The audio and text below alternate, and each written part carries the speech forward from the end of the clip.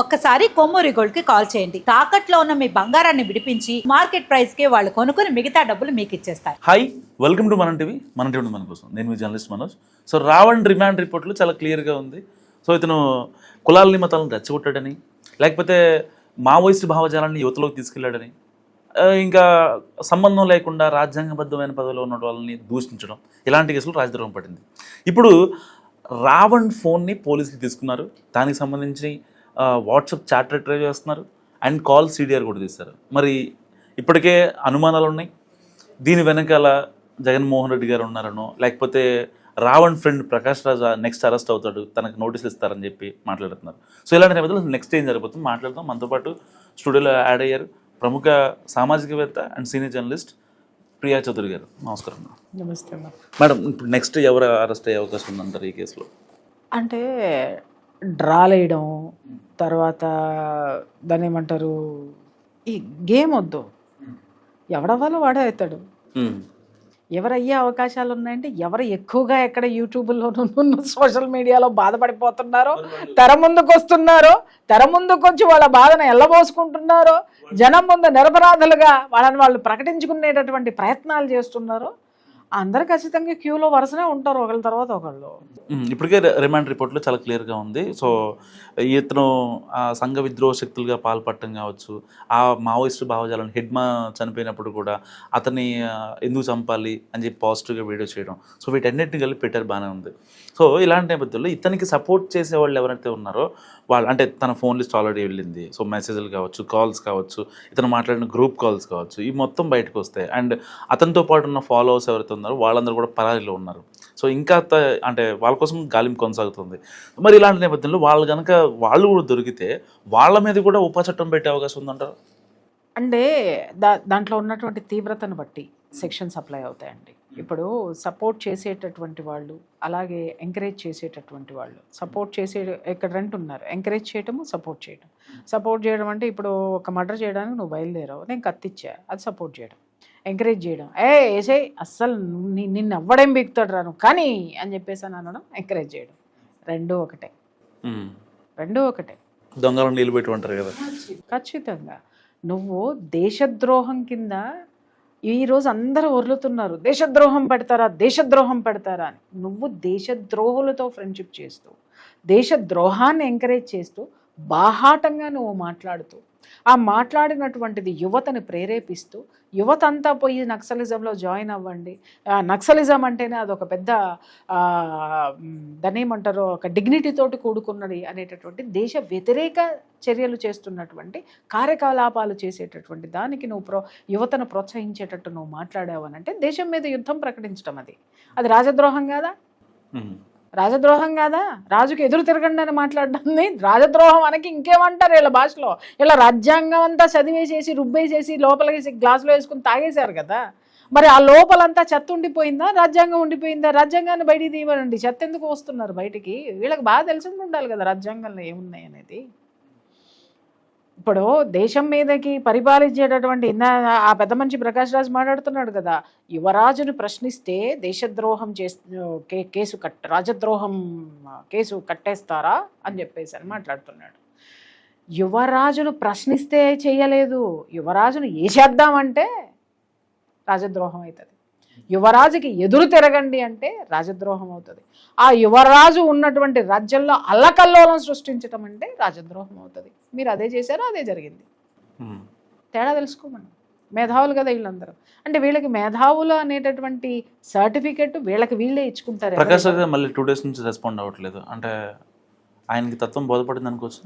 అంటే డిహైడ్రేషన్ అయిపోయినట్టున్నాడండి. మొన్న కూడా నేను చూశాను, 4 తడుపుకుంటున్నాడు, కాస్త గొంతు పెగలటం లేదు, కాస్త ముఖంలో అంతా కళ్ళ కింద నల్లటి చారలు వచ్చేసేసాయి, జీవకళ అస్సలు లేదు. రావణ్దని ప్రకాష్ దేవ్ ఆడియో బయటకు వచ్చింది. ఎగ్జాక్ట్లీ దాని మీదే కదా మనిషి తెగ టెన్షన్ పడిపోయి ఎలా బయటికి వచ్చింది అని అంటున్నారు. ఎలా వచ్చిందో నీకు తెలవదా ప్రకాష్ రాజ్? అంత పెద్ద నటుడివి నీకు తెలియదా? అంత పెద్ద ఉద్యమాన్ని నడిపిస్తున్నటువంటి ఉద్యమకారుడివి నీకు తెలవదా? ఇంత పెద్ద నటుడు ఇన్ని ఆ ధర్మస్థల కేసులో దాన్ని వెనుకుంటాడు, వాళ్ళతో ఫోన్ చేసి నేను మాట్లాడలేదు అంటాడు.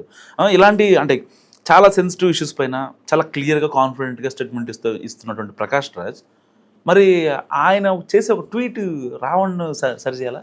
మీకు ఎక్కడ కాన్ఫిడెంట్గా కనిపించింది? దేశాన్ని తిట్టేటప్పుడు కాన్ఫిడెన్స్గా కనిపిస్తాడు తప్ప ప్రకాష్ రాజు. ఎప్పుడైనా అతని మీద వచ్చినటువంటి అభియోగాలు ప్రూవ్ అయినప్పుడు అతను ఎప్పుడైతే అతనికి సమాధానం చెప్పుకోవాల్సి వచ్చినప్పుడు ఎప్పుడు కూడా ప్రకాష్ రాజ్ గొంతు తడబడే ఉంది. ఏ రోజు ఆ గొంతులో ఎట్టి పరిస్థితుల్లోనూ ఆ గొంతులో కాన్ఫిడెన్స్ ఉందా లేదా మళ్ళీ ఒకసారి మీరు వీడియోలు వేసుకొని చూడండి. ఎదుటి దేశాన్ని తిట్టేటప్పుడు కాన్ఫిడెంట్గా తిడతాడు, మోడీ గారిని తిట్టేటప్పుడు కాన్ఫిడెంట్గా తిడతాడు, జనాలను రెచ్చగొట్టేటప్పుడు కాన్ఫిడెంట్గా రెచ్చగొడతాడు.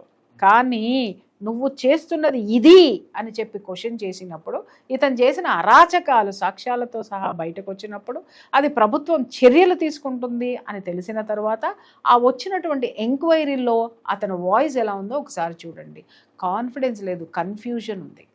మరి నిజంగా అంటే ఒక ప్రశ్న రావణ్ లాంటి ఒక సామాన్యమైన యూట్యూబర్లే రాజద్రోహం కేసు పడిందంటే ఇప్పటిదాకా అంటే నేను గడిచిన 9 ఏళ్ళలో అయితే మీరు మాకు జర్నలిజం క్లాసులు చెప్పిన 2019 ఆ టైంలో అప్పటి నుంచి ఏ యూట్యూబర్ కానీ ఏ జర్నలిస్ట్ మీద కానీ ఇలాంటి రాజద్రోహం కేసు పడడం నేను చూడాల. సో ఇలాంటి వాళ్ళు పడుతున్నాయి అంటే ఎన్ఐఏ ఒక ఫెయిల్యూర్ అనుకోవచ్చా వీళ్ళది? మాట్లాడితే ఎన్ఐఏ ఫెయిల్యూర్ అని మాట్లాడుతున్నారు మీరు. మరి నిజమే కదా మేడం. ఇప్పుడు అంటే ఇంతమంది ప్రకాష్ రాజ్ లాంటి వాళ్ళు ఎప్పటి నుంచో మాట్లాడుతున్నారు, సనాతన ధర్మం గురించి చేసుకుంటారు, హిందువుల గురించి తిడతారు, లేకపోతే కాశ్మీర్లో పీఓకే అసలు మంద కాదని చెప్తారు. అవి ఇన్ని మాట్లాడుతూ ఉంటారు కదా, ఈ ఎన్ఐఏ వాళ్ళు ఎందుకు చూస్తూ కూరుకుంటారు? ఎన్ఐఏ అంటే నీ ఇంటి పక్కనో లేకపోతే నీ ఇంట్లో దోశ వేసి పెట్టేటటువంటి దోశ మాస్టర్ కాదు. అర్థమైందా? ఇన్స్టెంట్గా తీసేసి వేసేసి ఇచ్చేయడానికి. ఎన్ఐఏకి ఒక పటిష్టమైనటువంటి వింగ్ ఒకటి ఉంది. ఆ తర్వాత ఎన్ఐఏ ఇన్వెస్టిగేషన్ పటిష్టంగా ఉంటుంది, గుర్తుపెట్టుకోండి. ఎన్ఐఏ అనేటటువంటిది నీకు నాకు చాలా దూరం. అది ఎన్ఐఏ అనేటటువంటిది దీంట్లోకి వచ్చింది అని అంటే ఎన్ఐఏ కంటే కింద చాలా ఉన్నాయండి, చాలా ఇన్వెస్టిగేషన్. ఇప్పుడు మీరు ఇదే ప్రశ్న రావని విషయంలో తీసుకుంటే లోకల్గా చూసుకుంటే పోలీస్ వ్యవస్థ ఉంటుంది. పోలీస్ వ్యవస్థలో టాస్క్ ఫోర్స్ ఉంటుంది, ఇంటెలిజెన్స్ ఉంటుంది. దాన్ని దాటితే సెంట్రల్ గవర్నమెంట్ ఇంటెలిజెన్స్ డిపార్ట్మెంట్ ఉంటుంది, అది దాటితే సిబిసిఐడి ఉంటుంది, అది దాటితే ఇంకా ఇట్లా అంచెలంచెలుగా నిఘా వర్గాలు ఉంటాయి.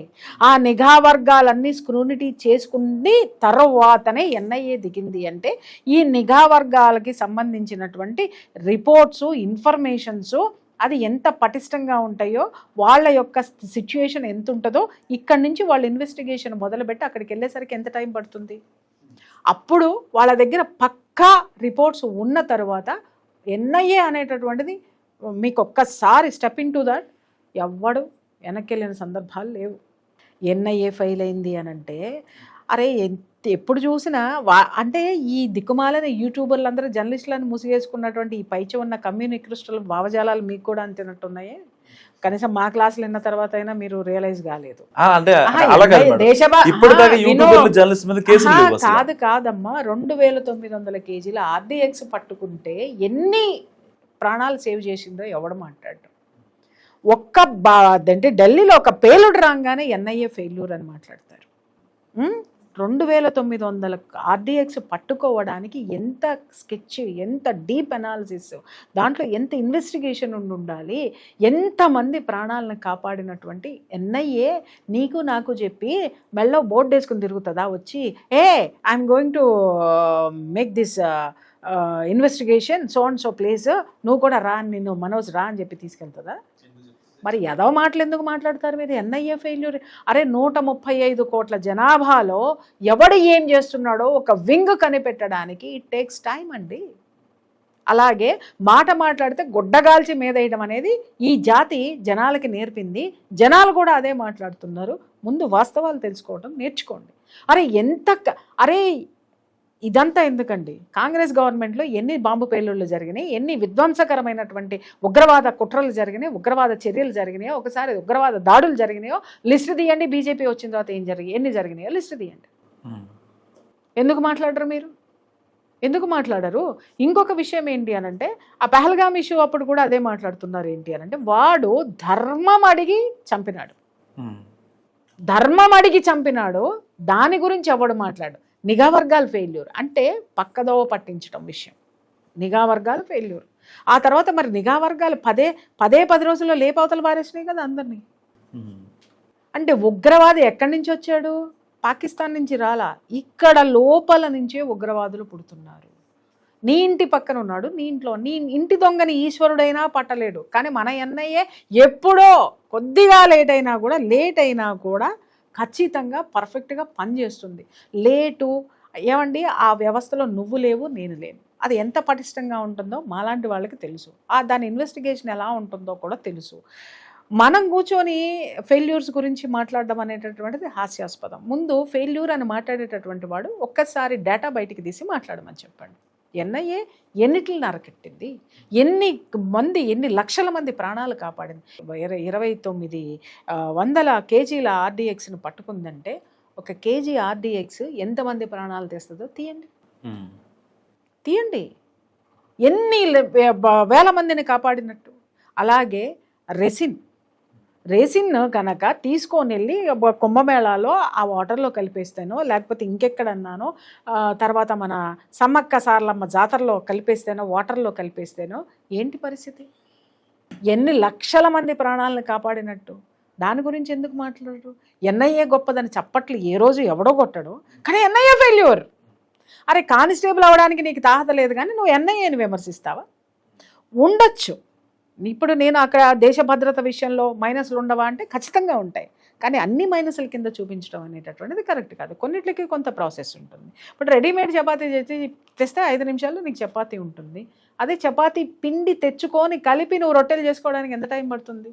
సో కొన్ని కేసెస్ ఎవిడెన్స్లు స్ట్రాంగ్గా ఉన్నప్పుడు ఇమ్మీడియట్గా అవుతుంది. కొన్ని కేసులు ఇన్వెస్టిగేషన్ చేయటం అనేటటువంటిది ఇట్ టేక్స్ టైం అండ్ పర్ఫెక్ట్గా ఉంటేనే రంగంలోకి దిగుతుంది.